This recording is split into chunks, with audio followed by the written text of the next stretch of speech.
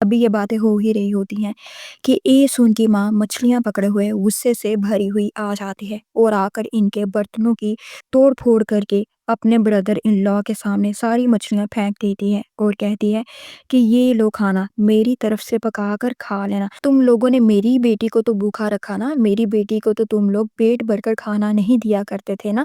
तुम लोग कितने जालिम हो। हालांकि ये इस घर की बेटी है, आज इसका बाप जिंदा होता तो ये सब देखकर इसे कितना दुख होता। अब मैं अपनी बेटी को यहाँ पर नहीं रहने दूंगी। सब इसके गुस्से से डर रहे होते हैं। ए सूट भी डर रही होती है, गुआन सिक भी डर रहा होता है। ये तो अभी तक यहीं पर खड़ा ये सब देख रहा होता है। ए सुन की माँ इसका हाथ पकड़कर इससे फिर अपने साथ ले जाती है। अगले सीन में हम देखते हैं कि अपनी माँ के साथ जा रही होती है और ये बहुत हैप्पी भी होती है कि अब फाइनली ये अपनी माँ के साथ ही रहेगी। इसकी माँ सबसे पहले तो इसे पूछती है कि तुम मुझसे इतना प्यार क्यों करती हो। ये कहती है क्योंकि आप मेरी माँ है तो मैं आपसे प्यार करती हूँ। इसकी माँ इसे कहती है कि बस इस रीजन की वजह से कि मैं तुम्हारी माँ हूँ तो मुझसे इतना प्यार करती हो। वो कहती है कि ये रीजन माँ कम तो नहीं है कि आप मेरी माँ हैं और बच्चों को तो माँ से प्यार होता ही है। फिर इसकी माँ इसको बताती है कि मैंने तुम्हारी पोएम को पढ़ा है और यहाँ पर हमें एक फ्लैशबैक दिखाया जाता है जहाँ पर इसकी माँ ने जब पोएम को पढ़ा था जो इसने लिखी हुई थी तो इसकी माँ की आंखों में खुशी से और ममता से आंसू आ गए थे। इसने लिखा हुआ था कि डियर एबलोनी, मुझे लगता है मेरी माँ को तुमसे ज़्यादा प्यार है, मुझसे नहीं है। लेकिन मुझे फिर भी सारी दुनिया में सबसे ज़्यादा प्यार अपनी माँ से ही है। मेरी माँ को जब भी खांसी होती है तो मुझे दुख होता है। मेरी माँ की बैक को जब भी पेन होता है मुझे भी पेन होता है। मैं हर वक्त अपनी माँ को देखना चाहती हूँ। काश मेरे पास बहुत से पैसे हों और मैं अपनी माँ को काम ना करने दूँ। इसकी ये सारी बातें जिसने पोएम में लिखी होती हैं ये इसकी माँ से मुतालिक ही होती हैं। इसकी माँ ये सारी बातें पढ़कर बहुत इमोशनल हो जाती है और अपने हस्बैंड से रोते हुए कहती है कि मुझे तो पता ही नहीं था कि मैं इतनी लकी हूँ कि मेरी कोई बेटी ऐसी भी होगी जो मुझसे इतना प्यार करने वाली होगी। और ये पढ़कर वो इसे लेने के लिए चले जाती है। फिर से सीन प्रेजेंट में आता है। ये खुशी खुशी अपनी माँ के साथ घर पर आ रही होती है।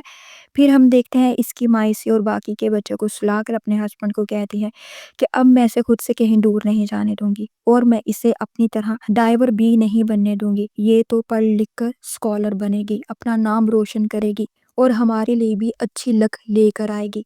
फिर हम देखते हैं एक दिन एसुन बहुत ही ज़्यादा रो रही होती है क्योंकि स्कूल में इससे प्रेसिडेंसी की पोजीशन को धांधली की वजह से छीन लिया गया होता है। इसके वोट्स क्लास प्रेसिडेंट के लिए 34 होते हैं और दूसरे स्टूडेंट्स के 28 वोट होते हैं। फिर भी टीचर उसे ही क्लास प्रेसिडेंट बना देते हैं क्योंकि वो एक जनरल का आर्मी ऑफिसर का बेटा जो होता है। और इस बात पर ये बहुत ही ज़्यादा रो रही होती है। यहाँ पर हमें एक फ्लैशबैक भी दिखाया जाता है जहाँ पर ये रोते हुए अपने टीचर से कह रही होती है कि ये तो चीटिंग है, मेरे वोट्स ज़्यादा हैं फिर भी आपने उस लड़के को क्लास का प्रेसिडेंट बना दिया है। जिस पर टीचर कहता है कि प्रेसिडेंट बनने के लिए और भी बहुत कुछ चाहिए होता है। एक स्ट्रॉन्ग फैमिली बैकग्राउंड चाहिए होता है, सोशल स्टेटस चाहिए होता है, फाइनेंशियल स्टेबिलिटी चाहिए होती है, स्टैंडर्ड चाहिए होता है। ये सारी चीज़ें तुम्हारे पास नहीं हैं। और सीन फिर से प्रेजेंट में आता है। गुआन सिक इसकी माँ को बताता है कि इसके वोट्स तो सबसे ज़्यादा थे तो प्रेसिडेंट तो इसे ही बनना चाहिए था। ये तो चीटिंग है ना। इसकी माँ एक आइडिया सोचती है। ये एक लेडी के खेत में काम करती है और इसके बदले में ये इस लेडी को कहती है कि मुझे एक दिन के लिए तुम अपना जो गोल्ड का बड़ा महंगा सा नेकलेस है वो उधार दे देना। पहले तो वो लेडी इनकार कर देती है लेकिन जब वो देखती है कि इसने तो काऊ से भी ज्यादा हल चलाया है तो वो मान जाती है। फिर हम देखते हैं इसकी माँ नेकलेस पहनकर और रेडी होकर इसके लिए स्कूल में आ जाती है। वॉल पर फर्स्ट और सेकंड विनिंग पोएम्स लिखी होती हैं। एक तो एसुन की होती है, इसकी बेटी की होती है जिसने सेकंड पोजीशन स्कोर की होती है और दूसरी उसी आर्मी ऑफिसर के बेटे की होती है जिसने फर्स्ट पोजीशन स्कोर की हुई होती है। एसुन की माँ फर्स्ट प्राइज वाली पोएम को देकर कहती है कि साफ साफ पता चल रहा है कि ये पोएम किसी बड़े ने लिखकर बच्चे को दी है। इतनी देर में यहाँ पर टीचर भी आ जाता है। टीचर आकर इसे कहता है कि क्या आप एसुन की आंटी हैं और यहाँ पर ये सीन कट ऑफ हो जाता है। फिर हम देखते हैं ये प्रिंसिपल के साथ टीचर के साथ इनके ऑफिस में बैठी होती है और टीचर को बताती है कि मैं आंटी नहीं हूँ बल्कि मैं तो एसुन की मदर हूँ। असल में मैं अपने बच्चों के लिए काम करने में बिजी रहती हूँ, اس لیے پہلے میں کبھی اسکول نہیں آ سکی ہوں۔ پھر یہ ٹیچر کو ایک رائس کیک کا بنڈل دے کر کہتی ہے کہ یہ میں آپ کے لیے اور آپ کی کلاس کے اسٹوڈنٹس کے لیے لے کر آئی ہوں، اور ایک پیکیج بھی دیتی ہے جس میں اس نے بہت سے پیسے رکھے ہوئے ہوتے ہیں تاکہ ٹیچر اس کی بیٹی کو سون کو کلاس پریزیڈنٹ کی پوزیشن واپس کر دے۔ لیکن یہ ٹیچر تو کافی گریڈی قسم کا لگ رہا ہوتا ہے، کافی لالچی ہوتا ہے۔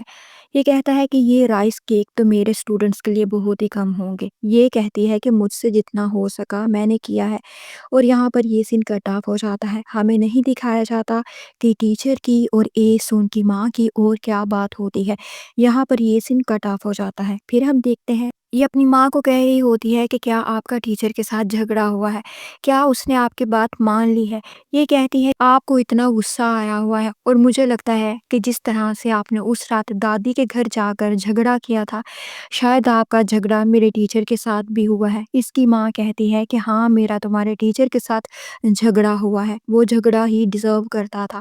اور یہاں پر پھر ہم دیکھتے ہیں کہ ٹیچر دیکھتا ہے کہ سون کی ماں نے تو اس سے رشوت کے طور پر بہت سے پیسے دیے ہوتے ہیں، اور یہاں پر یہ سین کٹ آف ہو جاتا ہے۔ یہ اپنی ماں کے ساتھ جاتے ہوئے اپنی ماں سے پوچھتی ہے کہ آج آپ نے خود کو بہت ہی اچھے طریقے سے ریڈی کیا ہے۔ اس کی ماں کہتی ہے کہ ہاں میں چاہتی تھی کہ میں نے آج تمہارے اسکول آنا ہے تو تمہارے ٹیچر کو مجھ سے سمندر کی جڑی بوٹیوں کی سمیل نہ آئے۔ سن اپنی ماں سے کہتے ہیں کہ آپ کو ٹیچر کو بہت زیادہ رشوت بھی دینا پڑی ہوگی، یا ٹیچر نے خود آپ سے کچھ مانگا بھی ہوگا۔ یہ کہتی ہے کہ ہاں پیرنٹس کو اپنے بچوں کے لیے کچھ نہ کچھ تو کرنا ہی پڑتا ہے۔ یہ اپنی ماں کو کہتی ہے کہ ماں آپ کچھ بھی نہ کریں، میں اپنے وائس پریزیڈنٹ کی پوزیشن سے ہی اب ہیپی ہوں، مجھے پریزیڈنٹ نہیں بننا ہے، میں وائس پریزیڈنٹ بننے میں ہی خوش ہوں۔ میں آپ کو مشکل میں پرابلم میں نہیں ڈالنا چاہتی ہوں، اور آپ کو پتا ہے میرا کیا ڈریم ہے، میں بڑی ہو کر آپ کے لیے سب سے پہلے سیم ایسا نیکلس بائی کرنا چاہتی ہوں۔ اس کی ماں تو اپنی بیٹی کی باتوں پر بہت ایموشنل ہو جاتی ہے۔ اگلے سین میں ہم دیکھتے ہیں اس کی ماں اپنی سگریٹ کو جلا دیتی ہے اور اپنے ہسبینڈ کو کہتی ہے کہ اب سے میں سگریٹ نہیں پیوں گی اور اپنی ایج کو بڑھاؤں گی، کیونکہ میری بیٹی بڑے ہو کر میرے لیے نیکلس بائی کرنا چاہتی ہے۔ اور یہ اپنے ہسبینڈ کی سگریٹ کو بھی جلا دیتی ہے اور کہتی ہے کہ اب ہم دونوں لمبی عمر جئیں گے، اپنا خیال رکھیں گے۔ پھر ہم دیکھتے ہیں کچھ سال گزر جاتے ہیں، موسم گزر جاتے ہیں، سپرنگ، ونٹر، خوشحالی، گرمی، سردی، موسم بدلتا جاتا ہے، اور سن کی ماں آہستہ آہستہ بیمار ہو جاتی ہے، اور اب اس کے پاس زیادہ ٹائم نہیں ہوتا۔ اس کی فرینڈس جو کہ ڈائیورس ہوتی ہیں اسے منع کرتی ہیں، اسے روکتی ہیں کہ اب تمہیں اپنا خیال رکھنا ہوگا۔ یہ کہتی ہے کہ میں اپنے بچوں کو بھوکا نہیں مرنے دوں گی، اگر میں اپنا خیال رکھنے کے چکروں میں پڑ گئی تو میں اپنے بچوں کے لیے کھانا کیسے اکٹھا کروں گی، مجھے کچھ نہیں ہوگا، میں اتنی جلدی مرنے والوں میں سے نہیں ہوں، میں ڈائیونگ کبھی بھی نہیں روک سکتی ہوں، مجھے اپنے بچوں کے لیے فوڈ اکٹھا کرنے کے لیے بار بار ڈائیونگ کرنا ہی پڑے گی۔ یہ ڈائیور لیڈیز اس کو کہتی ہیں کہ ہم تمہارے بچوں کو بھوکا نہیں مرنے دیں گے، ہم سمندر سے جو بھی نکالا کریں گے تم سے شیئر کیا کریں گے۔ لیکن یہ پھر بھی نہیں مان رہی ہوتی، یہ کہتی ہے کہ مجھے کچھ نہیں ہوگا، میں موت کو بیٹ کر دوں گی۔ لیکن سنا کر اپنی ماں کا جو ڈائیونگ کا سوٹ ہوتا ہے اس کو آگ لگا دیتی ہے۔ یہ لیڈیز کہتی ہے کہ اس نے یہ بہت ہی اچھا کام کیا ہے۔ اب ہم دیکھتے ہیں کہ یہ کیسے ڈائیونگ کرتی ہے، اور پھر اس کی ماں کہتی ہے کہ یہ کتنی شرارتی لڑکی ہوئی ہے، مجھے اس کی دادی کے گھر سے اسے واپس لے کر نہیں آنا چاہیے تھا۔ وہ تو یہ بات غصے میں کہہ رہی ہوتی ہے کیونکہ اس نے ان کا سوٹ جو جلا دیا ہوتا ہے۔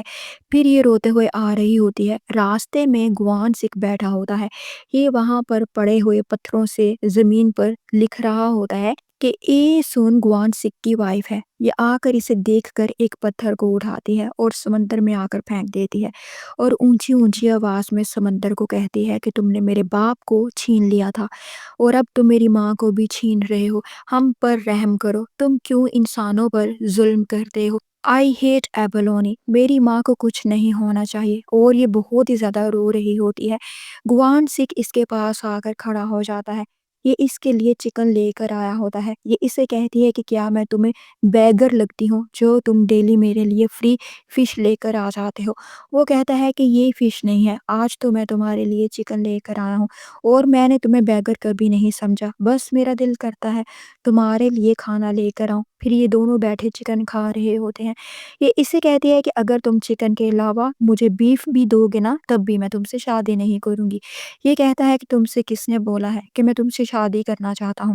یہ اس کی بات سن کر پاس پڑے ہوئے پتھر کو اٹھاتی ہے۔ یہ جلدی سے دور ہو جاتا ہے کہ کہیں یہ مجھے مار ہی نہ دے، اور یہاں پر یہ سین کٹ آف ہو جاتا ہے۔